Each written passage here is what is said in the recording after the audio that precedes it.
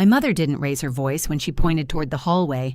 She used the same calm tone she used when telling me which serving spoon went with the green beans.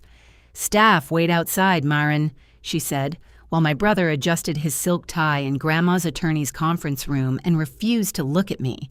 There were 6 leather chairs around the table, 6 bottles of water, 6 copies of the will, and my chair had been pushed against the wall beside the coat rack.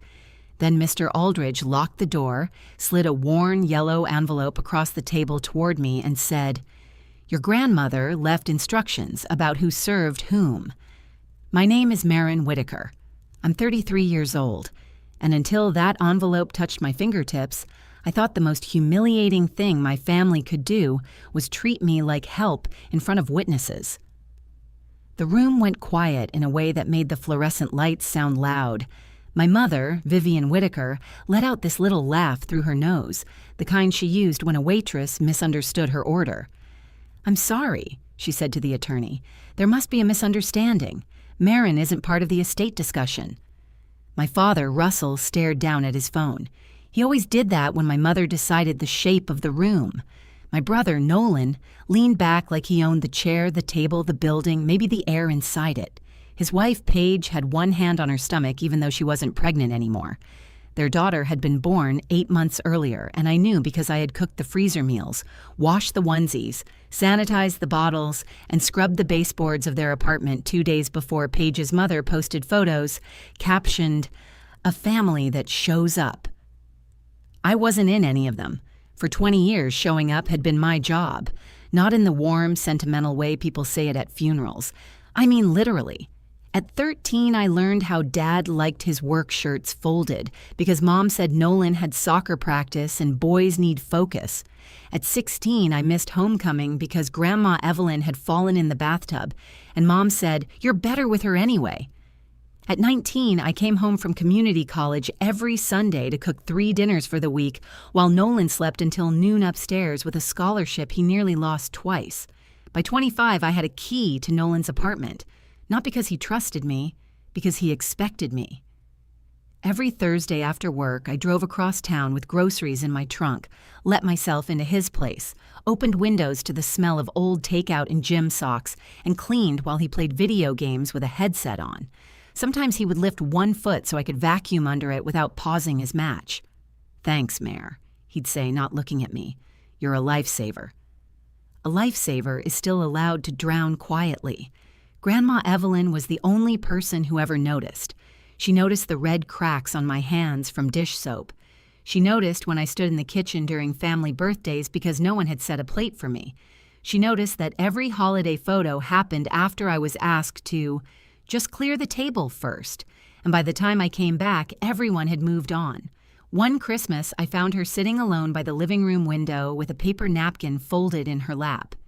"You know," she said, "service is only beautiful when it's chosen." I remember laughing because I didn't know what else to do. "Grandma, it's fine." She looked at me like I had handed her a cracked cup and called it whole. "No," she said, "it isn't." But she was old, and my parents had a way of making old people sound sentimental when they were actually telling the truth. 3 weeks before she died, Grandma asked me to bring her the blue cookie tin from the top shelf of her pantry. It had sewing buttons inside, not cookies, because she believed disappointment built character in grandchildren. Her hands shook as she opened it and pulled out a small stack of folded papers tied with white string. "If I ask you to keep something," she said, "will you keep it even if your mother tells you I was confused?" I told her yes. She smiled then, but it wasn't soft. It was satisfied. I didn't know she had already sent copies to her attorney. Now, sitting in that conference room, my mother's face tightened as Mr. Aldridge placed the envelope in front of me instead of her. "This is improper," she said. Mr. Aldridge didn't blink. "Mrs. Whitaker, your mother was very specific." Nolan finally looked at me. "Specific about what?"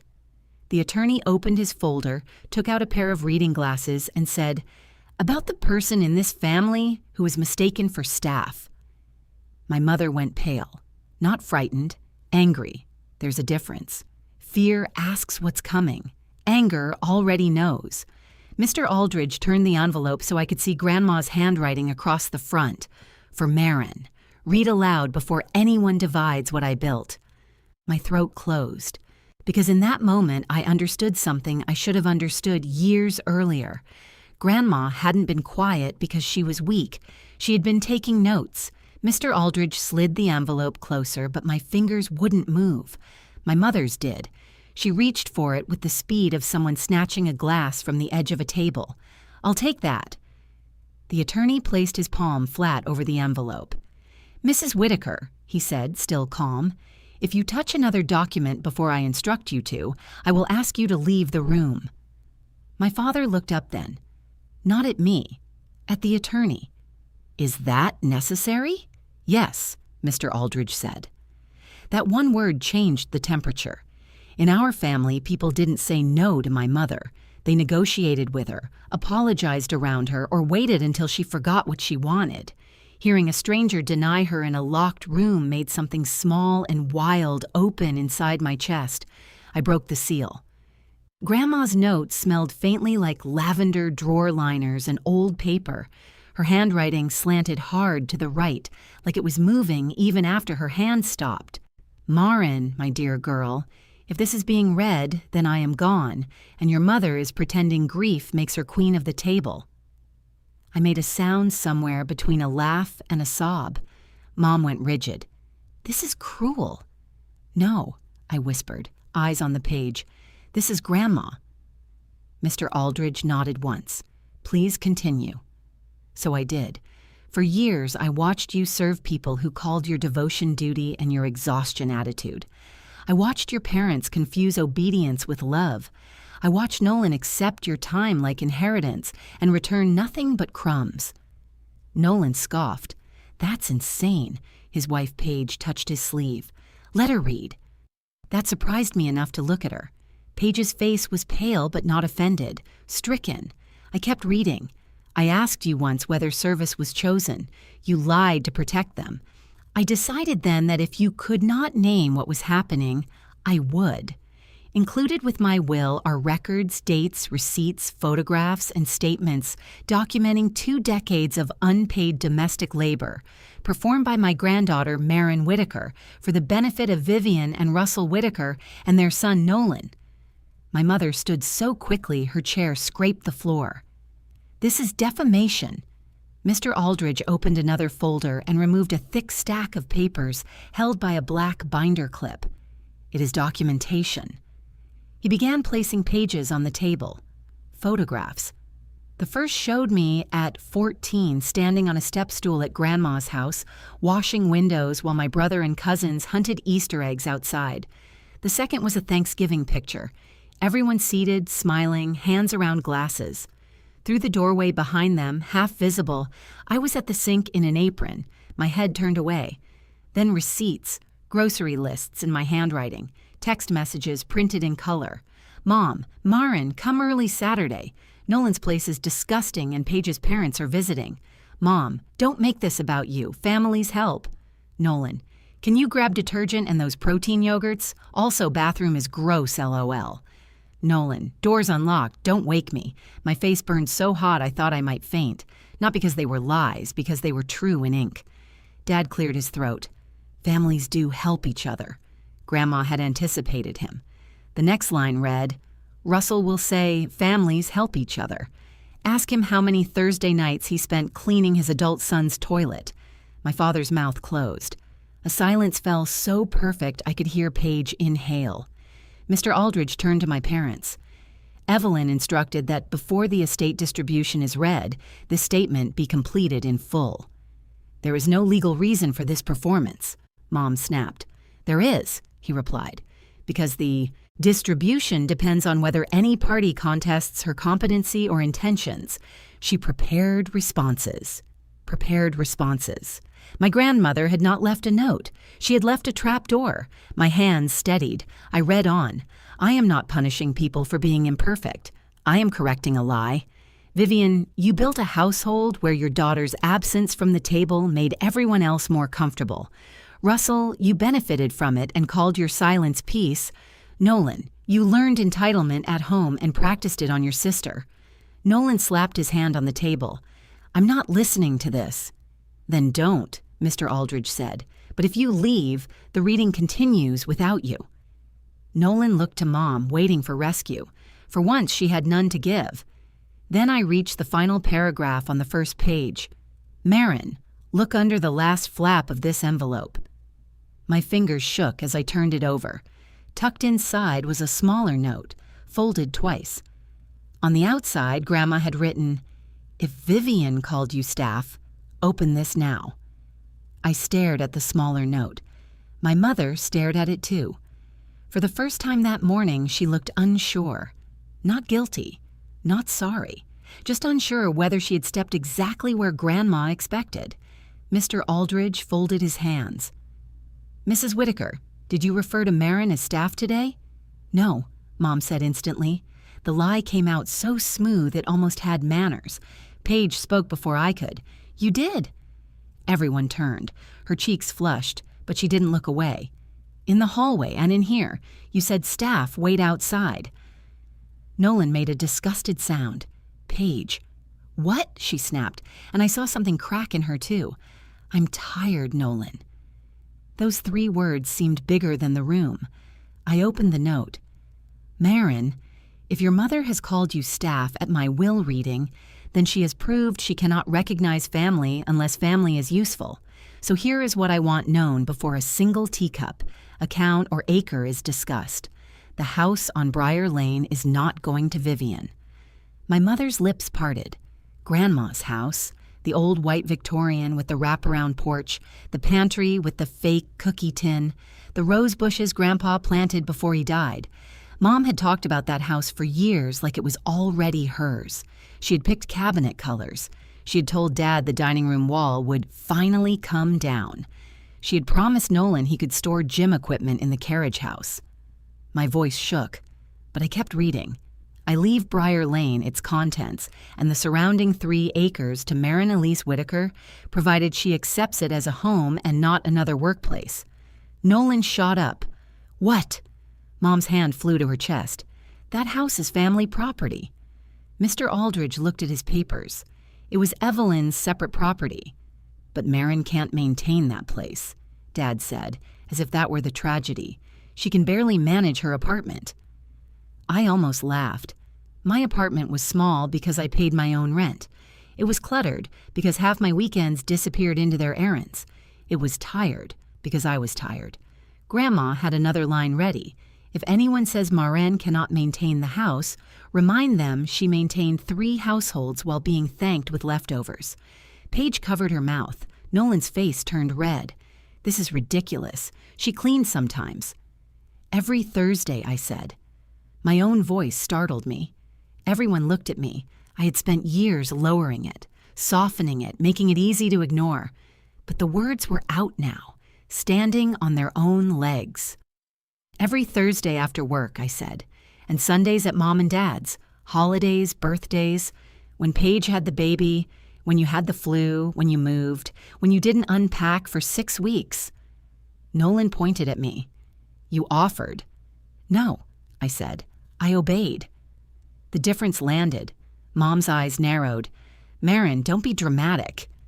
There it was, the old leash. Usually, that sentence pulled me back into myself, made me apologize, explain, shrink. This time, Grandma's paper was in my hand. "I'm not being dramatic," I said. "I'm reading." Mr. Aldridge's mouth twitched like he was trying not to smile. I continued. To prevent immediate pressure, manipulation, or sentimental raids disguised as grieving, the locks at Briar Lane were changed yesterday. Only Maren and Mr. Aldridge's office possess keys. My mother actually gasped. Dad sat back hard. Nolan said, "You've got to be kidding me." I kept reading. Faster now, because if I stopped, they would rush in. Vivian is not to remove furniture, jewelry, silver, photographs, quilts, kitchenware, garden tools, or just one little thing to remember Mother by without Maren's written permission. Russell may retrieve the fishing rod in the hall closet. Nolan may retrieve nothing. As he once told me, old houses smell like wet pennies. Despite everything, a laugh escaped me. Grandma had heard that? Nolan looked betrayed by the dead. Then I reached the last line. Maren, there is a second envelope in the attorney's safe. It contains what I could not fit in this room. Ask for it only when you are ready to stop serving. The paper trembled in my hand. Mr. Aldridge stood. I believe, he said. We should now proceed to the will. Mom's voice dropped low. Dangerous. This is not over. For 20 years, that tone had been enough to send me into motion, clearing plates, fixing problems, becoming smaller. But I looked at her across Grandma's note and realized something strange. It was over. Not the fight, the spell. Mr. Aldridge read the will in a voice so even it made everyone else's breathing sound guilty. Grandma had not been careless. To my father, she left Grandpa's fishing rod, his watch, and a letter sealed in blue wax. Dad touched the envelope like it might bite him. To Paige and the baby, she left a college fund for any child raised to clear her own plate and respect the hands that cooked the meal. Paige started crying silently. Nolan stared at her. Why are you crying? She wiped her face. Because someone in your family finally said it. My mother turned on her. This is a private matter. Paige laughed once, broken and sharp. Vivian, I have watched Maren fold my laundry while you held my baby for photos. The room went still again. Nolan pushed his chair back. Are you serious right now? Yes, Paige said. Her voice shook, but it held. I asked you who was helping Maren when she came over. You said she liked being useful. Liked being useful. I thought of all the times that phrase had been pinned to me like a name tag. Maren doesn't mind. Maren's so good at this. Maren likes being useful. Grandma had left my mother her wedding pearls, one framed photograph and $10,000 to be used for grief counseling, housekeeping services, or both. Mom's face went white hot. Then Mr. Aldridge read Nolan's portion. To my grandson, Nolan Whitaker, I leave the sum of $1 in the following recommendation. Learn to do laundry before your daughter learns to mistake women's exhaustion for love. Nolan exploded. This is illegal. This is manipulation. She was senile. Mr. Aldridge calmly removed a document. Your grandmother underwent 2 independent competency evaluations in the last 6 months. Both are attached. Mom reached for Dad's arm. Russell, say something. Dad opened his mouth. I braced for the old routine. His soft disappointment, his reasonable tone, the way he made surrender sound mature. Instead, he looked at me. Really looked. At my hands around Grandma's note. At the coat rack chair. At the wall where I had almost been sent to wait. Then he said, Vivian, she knew. My mother recoiled as if he'd slapped her. She knew what she was doing. Dad continued quietly, and so did we. No one moved.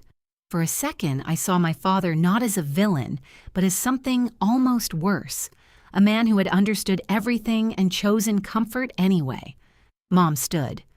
I will contest. You may, Mr. Aldridge said. If you do, the supplemental evidence becomes part of the court record. He placed a hand on the thick, clipped stack.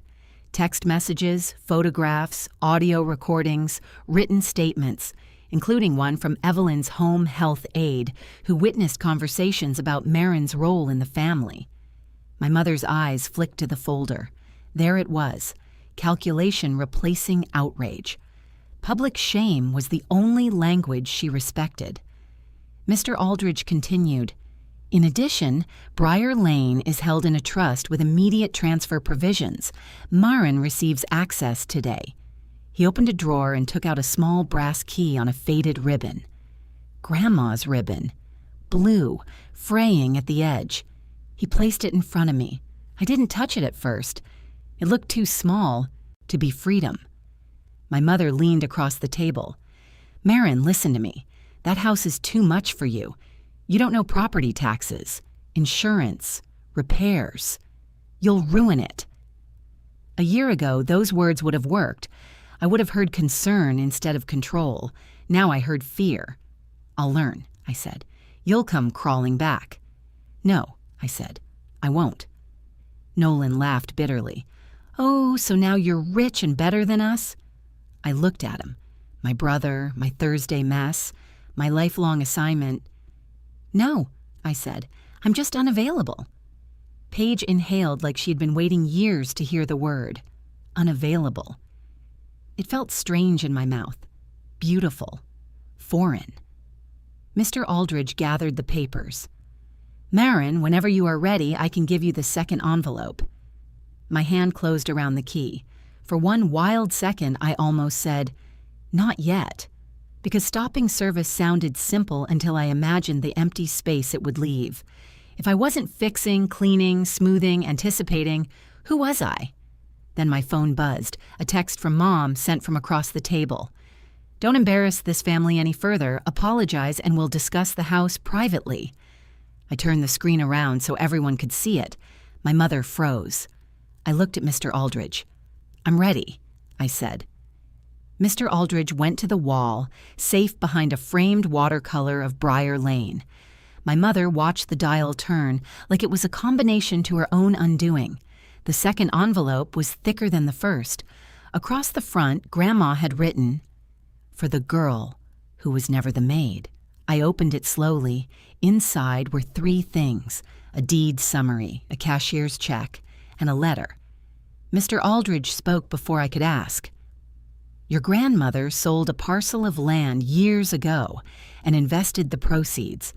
This check is the first distribution from a maintenance fund for Briar Lane. Taxes, repairs, utilities, and professional cleaning for 1 year are covered." Professional cleaning. I almost laughed until my eyes stung. Grandma hadn't just left me a house. She had left me time. I unfolded the letter. "Maren, they will say I spoiled you. Let them. Spoiling is giving someone more than they need. I am giving you back what was taken. Do not use this house to prove you are capable. You have proved that enough. Hire help. Rest. Burn frozen lasagna if you want. Let dust sit for a week and see how the world continues. If Vivian cries, let her cry. If Russell regrets, let him regret. If Nolan demands, let him demand from someone else. You do not owe anyone your life because they got used to spending it." At the bottom, her handwriting softened. "There is a box in the dining room cabinet. Open it first." I folded the letter against my chest. Mom stood near the door now, purse clutched in both hands. She looked smaller, but not softer. "This family is broken," she said. I looked at her for a long second. "No, it's visible." She left without saying goodbye. Nolan followed, muttering about lawyers and appeals. Paige stayed behind just long enough to hug me awkwardly, carefully, like we were both bruised. "I'm sorry," she whispered. It was not enough, but it was something. Dad paused at the door. His blue waxed letter shook in his hand. "Maren," he said, "I don't know how to fix this." For once, I didn't hand him an answer. "I know," I said. That evening, I drove to Briar Lane alone. The new key stuck a little in the lock, and when the door opened, the house greeted me with old wood, lemon polish, and the faint ghost of Grandma's lavender soap. I found the box in the dining room cabinet. Inside were photographs, not the family ones where I was missing. These were different. Me asleep on Grandma's couch at 15, covered with her quilt. Me laughing in the garden with dirt on my knees. Me at the kitchen table eating pie straight from the pan while Grandma pointed at me like she'd caught a criminal. And at the bottom, one frame picture I had never seen. Thanksgiving 3 years ago. Everyone else was posing in the dining room, but Grandma had turned her camera toward the kitchen. There I was at the sink, sleeves rolled up, steam around my face. On the back she had written, "Maren serving them, none of them seeing her." I did. I sank to the floor and cried so hard the old house seemed to breathe with me.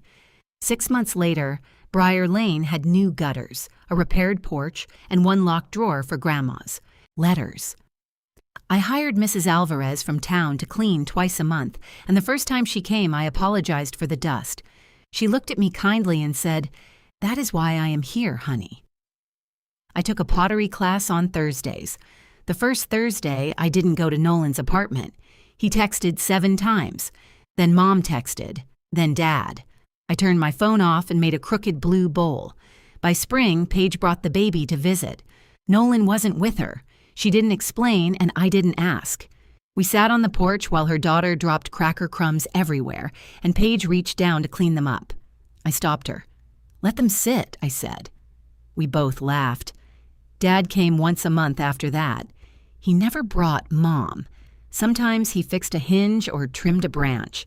Sometimes he just sat in Grandpa's old chair and looked ashamed. I let him sit there. Forgiveness, I learned, was not another chore.